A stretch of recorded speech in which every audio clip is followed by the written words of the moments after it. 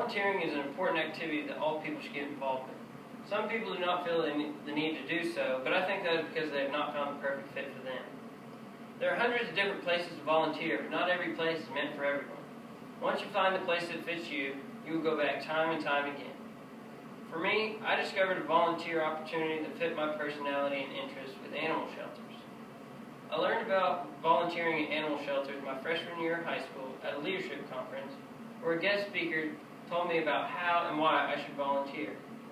Over the past few years, I had the opportunity to work at several different shelters, volunteering with the animals and doing yard work that have been neglected due to the lack of staff members. So you may be asking yourself, what are animal shelters, or what do they do?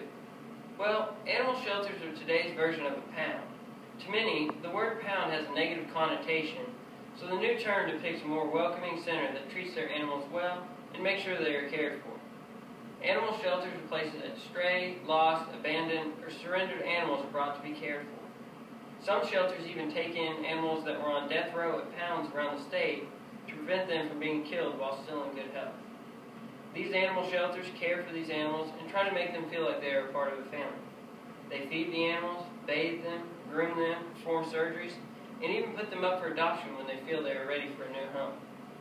So now that you know what animal shelters are, you may want to know why you should volunteer, or how you can volunteer, or even where you can volunteer at. Today, I would like to provide you with this information so you can get involved with a local shelter near you. Let's start by learning why you should get involved.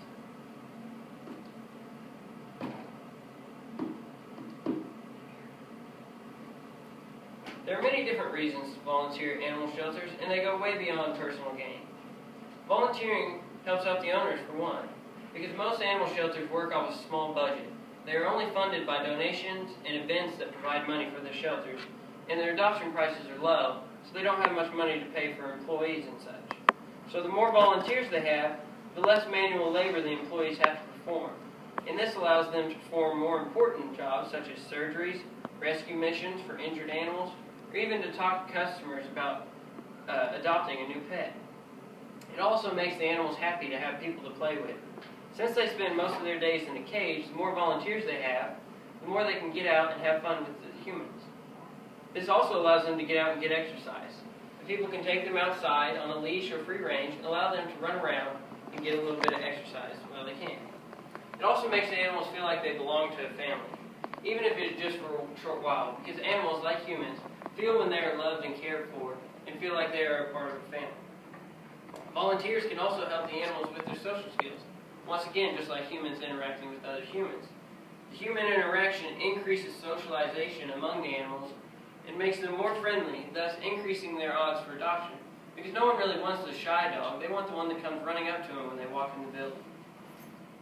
Lastly, I feel volunteering is a moral obligation that should be upheld by all citizens.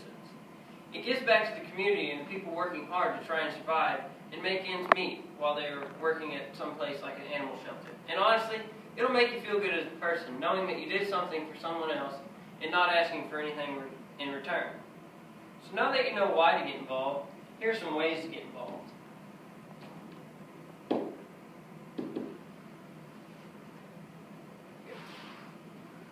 One way to get involved is not just volunteering your time.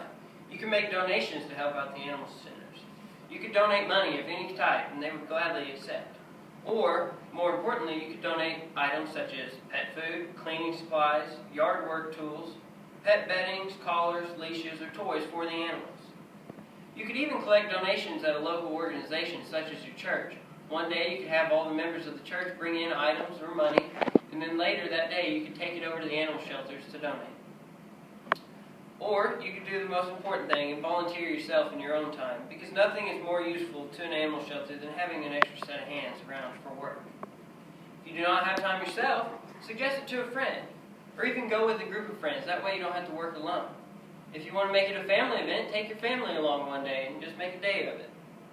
So knowing why and how to get involved is important. But now I will discuss where you can get involved. Local animal aid centers can be found in almost every city. Tulsa has many shelters, including Animal Aid, Small Paws Rescue, and Animal Welfare and Shelter. If you don't feel like going to an animal shelter, you can get involved in an animal hospital or boarding house. such as Care Animal Hospital, Woodland West Pet Resort, or Pink Poodle Grooming. Today I have a handout, and it has the addresses of all these locations in case you feel the need to go and get involved.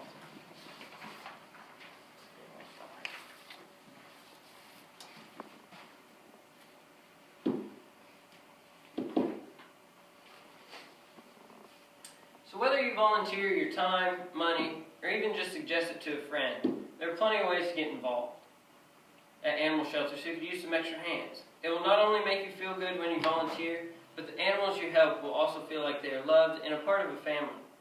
Volunteering is not about doing it to make yourself feel better or look good, though. It is an activity that should be valued to help the community and the people working in it. Please get involved today.